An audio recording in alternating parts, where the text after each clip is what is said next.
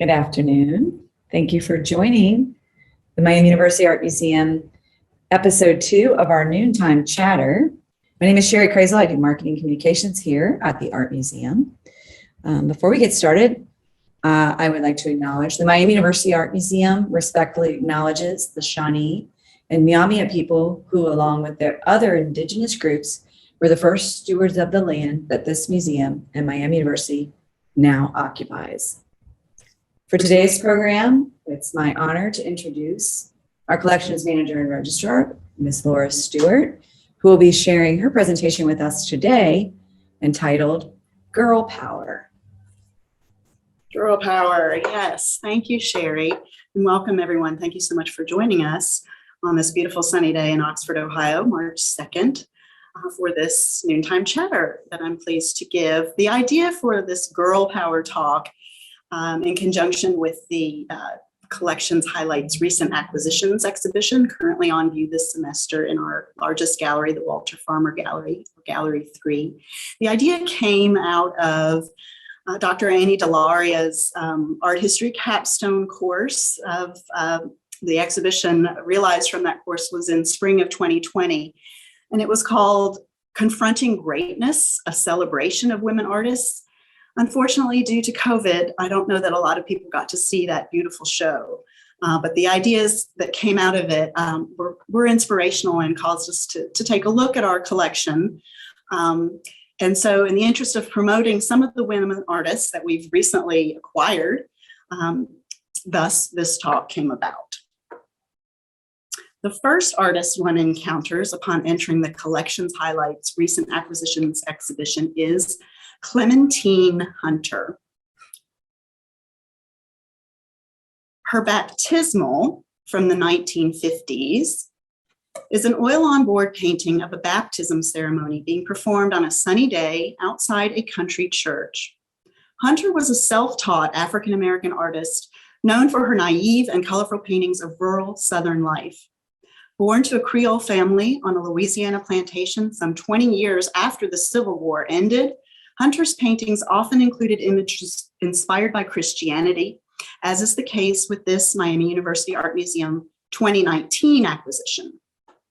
The painting is small, measuring just a little more than 12 by 18 inches, and its composition is divided into 2 registers.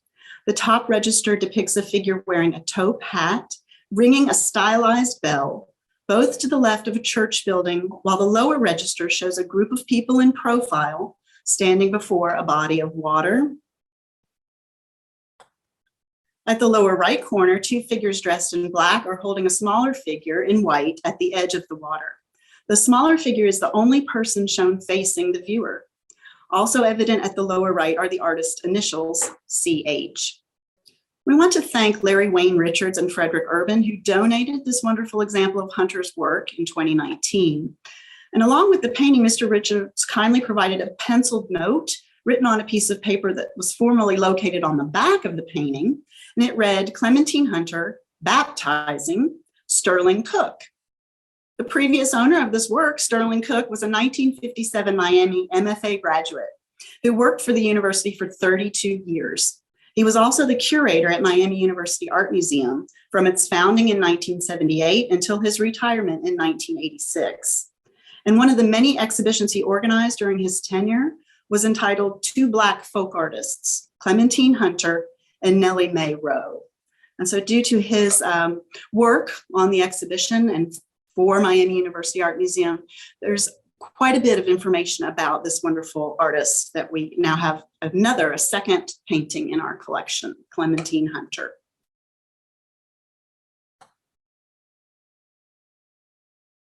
As you round the corner and go to the left of the Collections Highlights exhibition, you'll encounter Annette Covington's Fountain Square, Cincinnati from 1915. This genre painting of an outdoor scene by Cincinnati native Annette Covington is indicative of her preference for depicting observations and encounters from her own life. Known primarily for her landscapes, portraits, and illustrations, Covington was a 1985 graduate of Western College for Women, now a part of Miami University in Oxford, Ohio. In 1916, Covington became the president of the Cincinnati Women's Art Club, only a year after she painted this image of Fountain Square, located in downtown Cincinnati.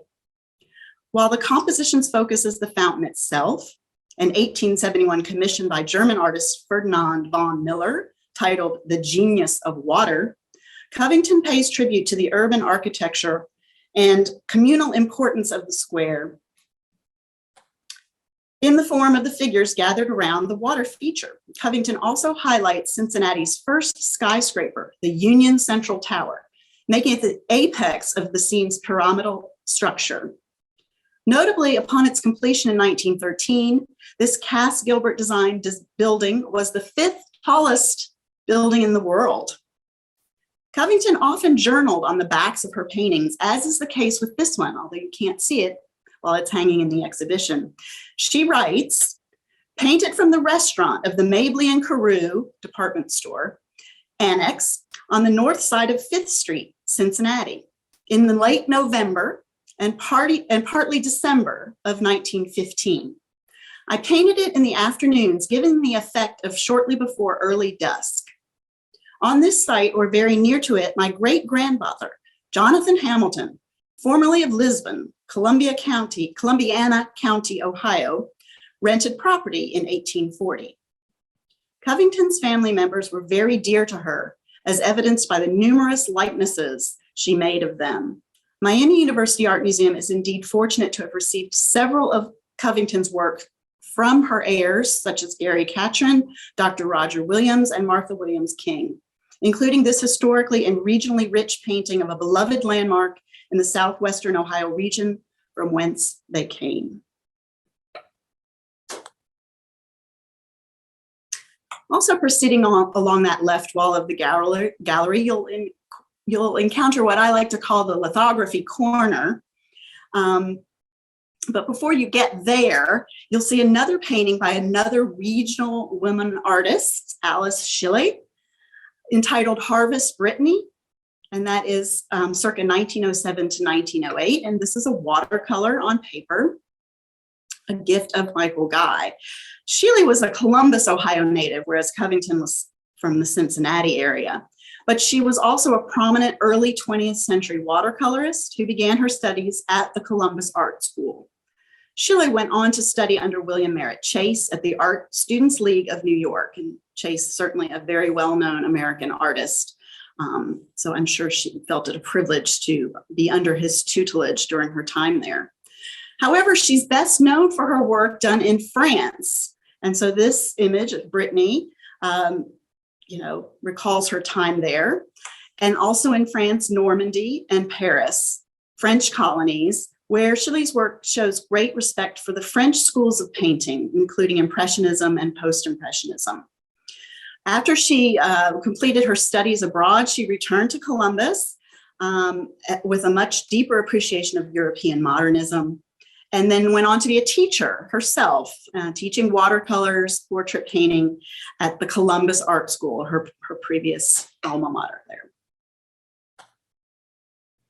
And then you're reaching the lithography corner that I mentioned. And several works on one wall are by Harvey Breverman, a fine artist in his own right, as well as for many years a professor at SUNY Buffalo, State University of New York in Buffalo. This image is of a woman, Susan Howe, subtitled Sforzinda from 2015, again, a lithograph on paper. Susan Howe was born in 1937.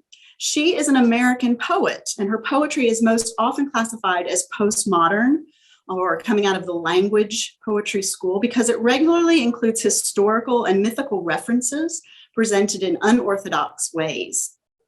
Interestingly, after Howe graduated from the Boston Museum School in 1961, she became a New York City painter. She went to New York City and was a painter. But then in 1988, I guess after she focused more on her writing abilities, she became a visiting professor in English at the SUNY Buffalo and retired from that institution in 2006. So Harvey Breverman was a colleague of Susan Howe there and saw her speak during his time there. And this lithograph and the other two that you'll encounter in this exhibition of males, other artists, not just visual, includes another portrait of a woman. It's the author Amy Tan. The portfolio itself is called Drawn from Life. But How is the only figure shown in profile. And also some of the research that our curator, Jason Shaman, and some of his student interns did for this exhibition talks about the background design in this image, that it references the architectural design of Sforzinda, the subtitle, a visionary ideal city designed by Renaissance architect Antonio di Pietro Avellino in 15th century for Francesco Sforza, the then Duke of Milan, Italy. And the shape apparently is quite iconographic and might refer to magic and astrology. Very interesting image with some color added as well. If you turn to the right and walk, you will encounter just two African objects that are featured in this exhibition in a case: an African mask made of wood, carved wood, and a feathered cap from 1963 to 1965. It's composed of chicken feathers and raffia, and it's a gift of a very powerful local woman, Cynthia Kelly. And the story behind the objects that she donated is very interesting, and I wanted to share it with you here. This cap in particular was discovered in a co-op store, started in Western Cameroon as a collaborative effort with several nearby villages and the US Peace Corps, which is part of the reason that Cynthia Kelly found herself in this location. The co-op sold works created by local artisans to an initial market of foreign bankers, tourists, and Peace Corps members. So it's really interesting that we would come by this cap here at Miami University Art Museum. All the stories related not only to the pieces themselves, but also the wonderful and generous donors who give them to this museum. And this particular cap, even though it's shown fully opened with all the beautiful blue and purples and green feathers, it can close in on itself. And so it's also very interesting to see it when it goes into storage. The raffia cap part of it just crunches right up and the feathers go down in it. So very ingenious little way of making a cap.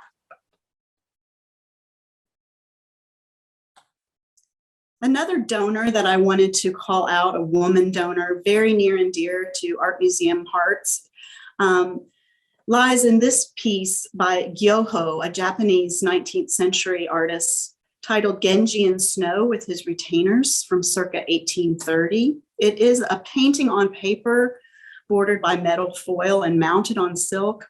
The donor I'm talking about is Carole Kane, who sadly passed away in recent years.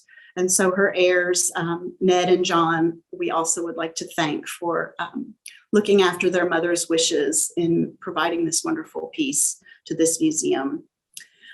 Japanese folded screens, of which this is one, byobu, function as separators between rooms or to differentiate spaces in a room. This is a 4-panel screen created during the Edo period in Japan, 1600 to 1868. And it features a gold leaf background consistent with scenes from the 11th century Japanese epic fictional story, The Tale of Genji, who this tale, written about a court life in the Heian period of Japan, was written by Murasaki Shikubu, a woman. Not many women learned to write during this time period, much less have a narrative considered to be one of the world's first novels published. The tale is loosely based on real events that she experienced herself, this female novelist, while she served as a lady-in-waiting to the Empress Shoshi at the imperial court. Of course, the protagonist of the tale is a man, Genji. He was a handsome son of a Japanese emperor. And so this particular scene on this screen may be one of 4 that refer to the 4 seasons. So obviously a winter depiction here. Again, thank you to Carole Kane, who was a docent with the Art Museum for many years. I'm moving on to the next slide. It shows two works. The first on the left by Ellen Price.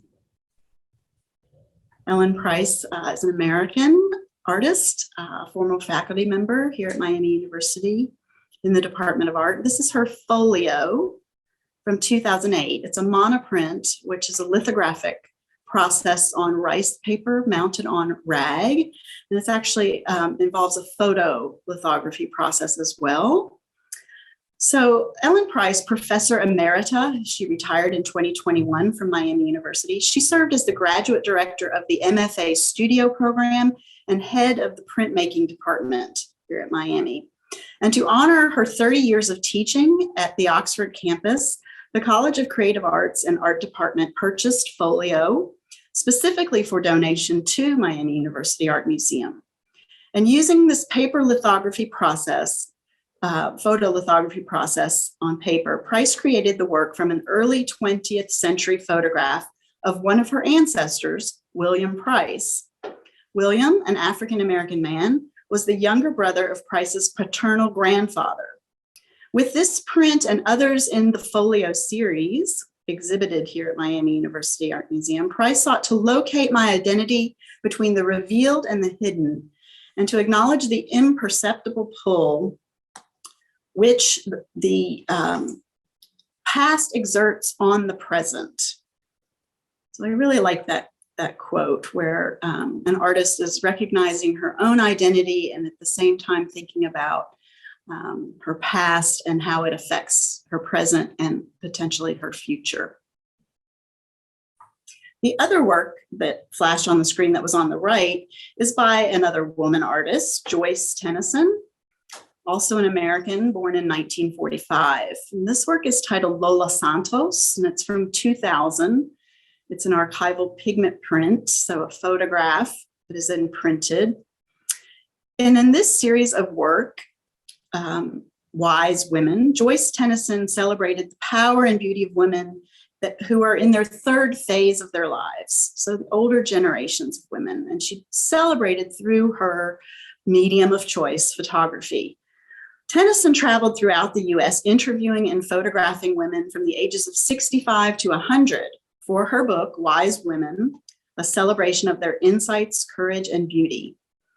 So Wise Women is a documentation of the internal and external beauty that women possess, even towards the later parts of their life. Something society doesn't always recognize or celebrate in the way that Tennyson sought to. And this photograph, which features a woman aged 76, Lola Santos, with her granddaughter, Alex, captures the elder Santos with the elegance and warmth that she projects as a woman. And by Tennyson's use of rich tones, sepia colors, etc. But it also celebrates the youth and the energy of a younger generation of women that I think Tennyson was also looking for in this photograph. Tennyson's photographs are not only highly regarded within fine art and portraiture fields, they are also recognized for their quality in the fashion and beauty photography industries. And in addition to her artistic achievements, Tennyson has authored several books and formerly taught photography at the Corcoran School of Art. And we're indeed fortunate to be able to add this work to its collection of Tennyson works through a 2019 gift from Mr. Bradley Griffin and his wife, a Miami alumni, Miss Betsy McCormick. And right next to the Tennyson photographs, we will encounter several other photographs by yet another very well-respected female photographer, Donna Ferrato. And so the image that I've chosen to show you is the first Battered Women's Conference from Kansas City, Missouri, 1986, another archival pigment print, and another gift of Bradley Griffin and Betsy McCormick.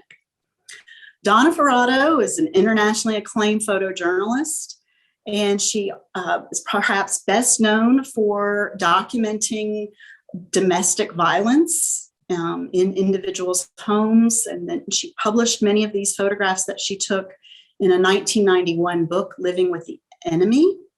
Ferrato was very moved to act on this violence streak running through American society that's often hidden from view.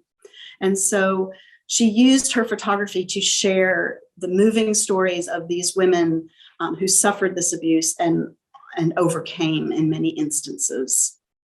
This image, however, First Battered Women's Conference, is from a more recent book, Holy, from 2021, wherein she likens woman with the spiritual, such as in her trilogy, The Mother, the Daughter, and the Other. So the slide, hopefully, that you're seeing on screen was taken just last Thursday during the artist lecture here at Miami University Art Museum. So it was a great pleasure and honor to get to meet Donna Ferrato in person and hear more from her. And students and others who were able to attend in person got to meet Donna Ferrato as well. So here's the picture of her conversing about Battered Women's Conference with the next generation of powerful women. I did have a question for you, Laura. If you could pick a favorite in the collection's highlights exhibition now, what would you pick of these that you just shared with us? I think of the ones that I just shared. I really like Ellen Price's folio image. I have the privilege of knowing Ellen personally, and she's a wonderful person, a great artist, a great supporter of the museum. And as is the case when you get to talk to an artist and learn more about not only what their thinking is behind their work, but also in this case, the technique that they used, it just helps my work as the collections manager registrar here at the museum in multifold ways. So, and the image itself is very striking. Great. And the other question is, earlier in the presentation, you had a few artists that journaled on the back of their works. Do you come across that a lot as you? It's not completely uncommon, but it's rarer than the majority of works do not have artists' scribblings on the back, at least in terms of like a journal entry. One of our most well-traveled works is a painting by Robert Indiana called Alabama from the Confederacy series. And he had scribbled, his signature and some notations. Sometimes artists will note the dimensions or hanging instructions on the back, but he had a stamp, like an inked stamp that stamped, the studio on the stretcher frames of that canvas. So oftentimes, yes, the reverse of works are very interesting for the information they contain. That might be a fun topic for a future Noontime Chatter. Those are all the questions that we have. Thank you all for joining us. And with all of our Noontime Chatter series, we will be posting the finished video of the session on our YouTube channel, usually within the next week. Thank you for joining us, and thank you, Laura.